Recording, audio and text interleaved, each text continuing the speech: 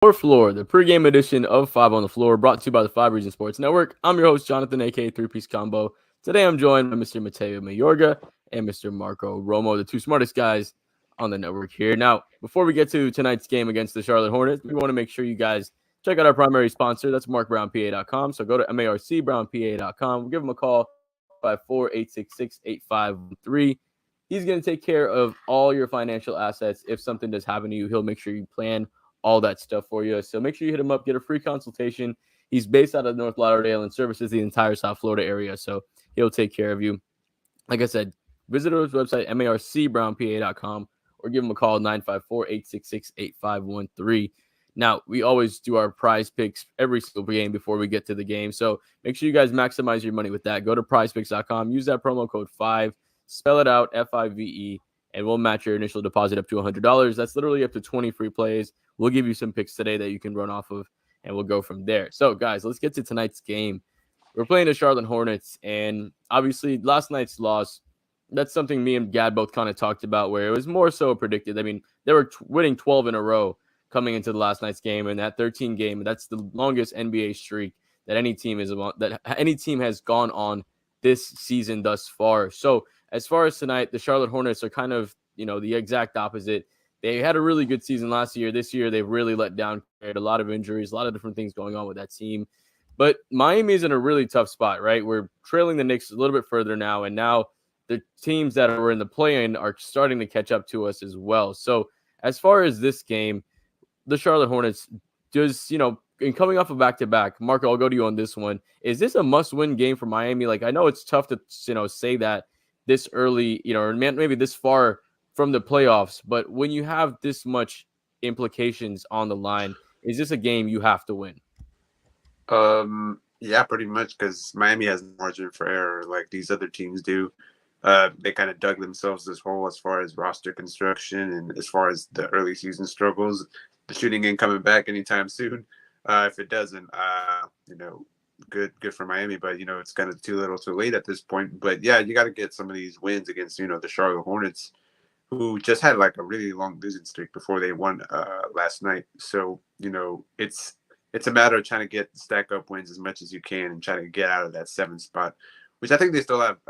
They still have a shot at, obviously, because there's still a quarter of the season left. It's just you got to stack up these wins against these subpar teams. They've been pretty good against the Hornets the past 3 years combined. I think they're like they've been handling them like the Magic. It's just it gets kind of ugly in these games, but they've handled the Hornets pretty much all the past 3 seasons, except for the last game against them, which I thankfully didn't get a chance to see. But from what I saw, it made a lot of people very angry. But I expect them to kind of have a better mind today. Eric Spoelstra talked about how they had just a bad disposition last night, and they had no shot against the Bucks last night. It was just more of just kind of seeing what the guys look like and kind of see what the newcomers had inside, and in terms of the new play style they're going to have really with the new lineups. So it's a must win, but on the other side of the coin, it's more like this is who Miami is now. They kind of had to have these wins now. So let's get into last night a little bit, right? I want to talk to you, or Mateo, I want you to kind of talk about what you saw, from Kevin Love. And then also, he's had an injury history in Cleveland. Last night, got injured, hyperextended knee. Is that something that maybe we should have talked about a little bit more, going into the playoffs? Is like his availability, or is just something that's maybe going to be able to get better moving forward? I don't think it was something that you should have had to worry about because Kevin Love hadn't played since January 24th. He had nearly a month off, and most of his shooting struggles from this year came from the hairline fracture in the thumb of his shooting hand. But last night he rebounded well. He passed the ball decently too, but the open shots were there for him, but he didn't convert them. He was he had a donut. It didn't help the Heat at all. It's not something you like to see when, like Marco has pointed out, guys have found how to shoot on this team. It doesn't look like they'll remember anytime soon. The biggest reason that the Heat got him is because they wanted him to help them with some outside shooting when Jimmy Butler attracts the extra help inside the lane or when a double is set at Bam Adebayo. But he's someone who I think will get better with the Heat. I don't think he's going to have bad nights like that for them as the season continues and he gets more minutes for them, because he's going to be someone who eventually ends up at Naismith Memorial Hall of Fame.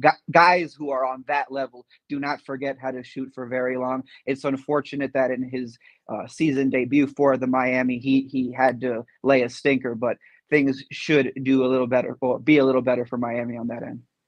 And even with how bad he was still providing a lot of space for Bam. I think James on Twitter, who's goes by Script by James, he's amazing. He's one of my favorite follows. He's the nicest guys, one of the nicest guys on Twitter. 100%. He pointed out that my guy Bam was working with a lot of space, and it was like night and day with Caleb. Caleb is a good shooter, but he's not treated like a good shooter. Like Kevin Love, guys are afraid of him, and that's big for today's offensive spacing, especially. That's the difference between a guy who can make a three versus a guy who's respected from three, right? That's when you have to really respect that defense. So, Marco, let's get into tonight's matchup a little bit more. Charlotte, like you said, we have talked about, struggled this season.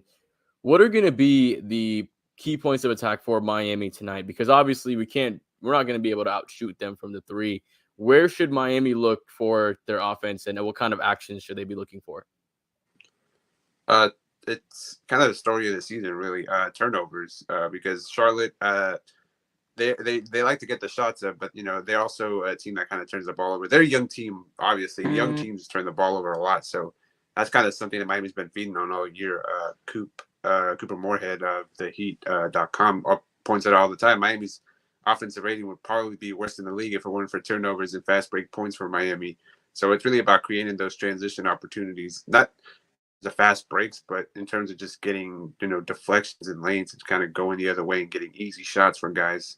So that's kind of the spot that I look Miami kind of try to create havoc. I expect a lot of zone. They played a lot of zone against the Hornets in the first two games in Miami. So I expect to see a lot of that, try to create those turnovers, have Vic and Caleb spearhead the second unit. Gabe Vincent, the point of attack defense has got to be better for Miami, because last time against the Hornets, it was just downhill for the guards, and they were creating everything, spacing out for the team. So that's got to be the big thing for Miami, is make sure not to give up much dribble penetration.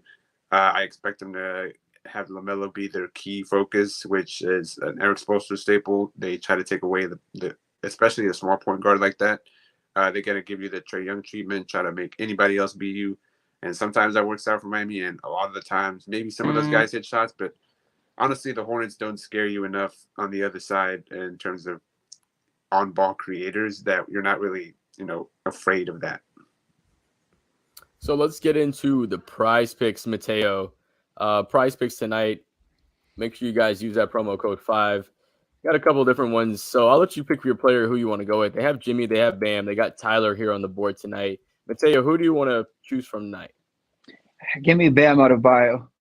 Okay, so when it comes to Bam, points 21.5, rebounds 11.5, assists 3.5. Which number do you like over or under? I'm sorry. I like the points on it. Is it 22.5? I'm sorry. 21.5 for the points. Oh, 20. I can zoom in on this. Okay, if going with those points, I really like that his primary matchup tonight, Williams and Nick Richards, are primarily drop bigs off the pick and roll. Bam Adebayo should have plenty of space to pick up a runway and attack the rim. I think he's also going to have plenty of mid-range shots. The Charlotte Hornets also like to go a lot to the 2-3 zone, so the mid-range area is open, specifically the between 12 to or 6 to 12 feet away from the basket that Bam likes to operate from so much. But this is a game that I think he's going to be open from a lot, because something the Miami Heat are going to have to, something they always do is you just spam the picks with him at the top of the key to get him rolling, or to give him the pick and pop opportunities at the elbow. And I think he's just going to have a really good night, because nobody is really with PJ Washington out.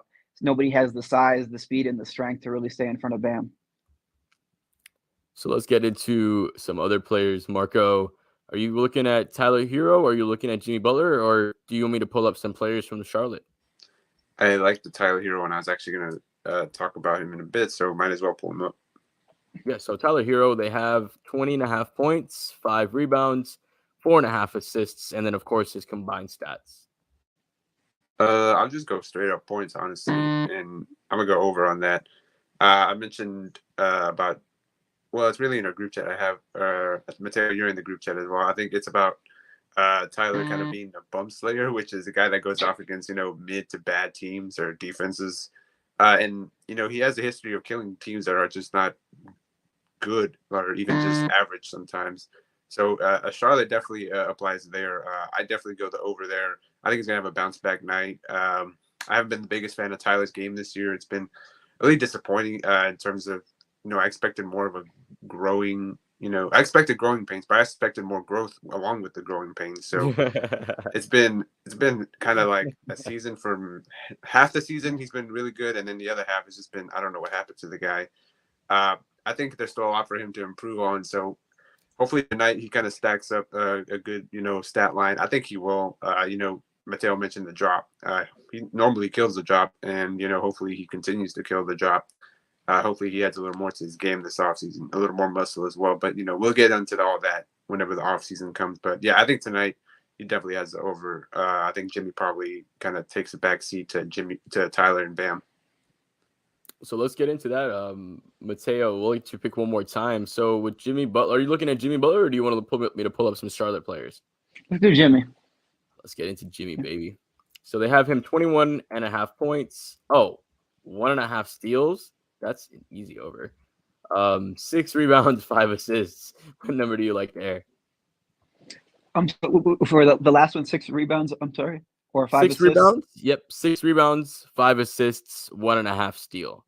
I like the rebounds on this one because I think Bam Adebayo is going to be switching a lot to the perimeter to stop guys like LaMelo, Gordon Hayward, and Kelly Oubre, and someone's going to need to get defensive rebounds. And I think Jimmy is one of the best guys at crashing the glass.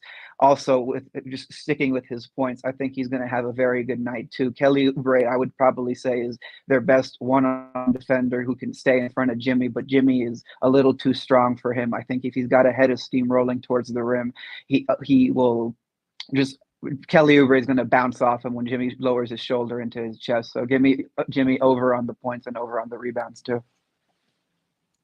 So do you want to go on the combined stat there? If the combined stat is yes, give it to me then. Yeah, sure.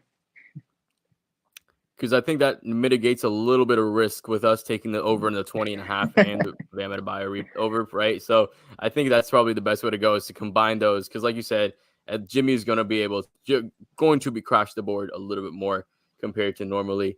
And as far as gaining some weight, he needs some super mass gainer from Amazon. But let's get into predictions. Mark, I'll let you kick it off with predictions, and Mateo, I'll let you close it out. It's in Charlotte, but I don't think it really matters for Miami, who's really been an okay-ish team on the road up until the recent stretch. But I'll go with Miami. I think they're really going to have a funky game. I think they're going to come out hot, and then they're going to be really cold through like 2 more quarters, and then they're, I think, going to finish off Charlotte in the fourth quarter. They lost a lot of guys at the deadline, not a lot of important keys, except for Mason Plumlee, who's, one of the few centers they have on the roster that isn't, a rookie or under 23. So I think Bam's going to kill it tonight. I think I hate how confident I feel about it, but I honestly don't feel great about this Charlotte team at all. They've been just really, really, really bad this year. Hopefully they get Victor in that lineup next year in that draft. So that'd be really fun to see LaMelo and Vic out there next season. It wouldn't be great for Miami's because they'd be in the same division, but I just like to see it those two in a pick and roll together. But yeah, I get Miami tonight. I'd say by 6. It'll be closer than people want, but it's Miami. So what else do you want? Clutch game or no game is the motto here for the Miami Heat. Mateo, close us out, brother. I'm glad you brought that up because I do clutch game. The Heat's 30-something game decided by 5 points or fewer. Before I get into my prediction, something real quick about the Hornets. They got a very good home crowd, and that building just gets loud. But in transit and on the fast break, they are number 8 in fast break points out of 30 teams. They really boat race you down the floor. They are excellent at securing the defensive rebound and beating you off the dribbler with the use of the outlet pass. In the half court, I think Miami is really going to shine tonight. I think they were embarrassed last night, and I think they're going to be very motivated to get their offense back on track. If their they're operating the way they can. I know they're not a very good outside shooting team, but they're a team that usually moves the ball well. They should be able to find the weak spots in the defense and operate and kill the drop coverage. So I'm going to go with Miami in a close game. Awesome, awesome. So we got 2 picks for Miami. I agree with both you guys. I think this is one of those games where Miami's just better. The better players are just going to have to play better, right? Like if the star players have to show up for Miami, because we've looked for the role players for all season long.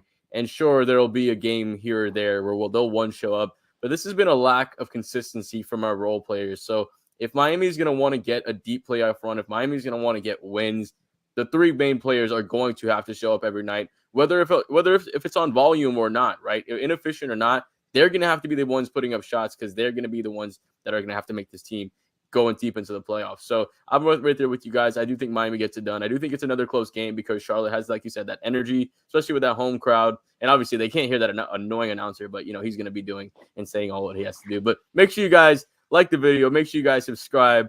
Make sure you guys go to Mark Brown PA and use that promo code 5 for the $100 with prizepicks.com. Appreciate Mateo. Appreciate Marco. And we'll see you guys after the game.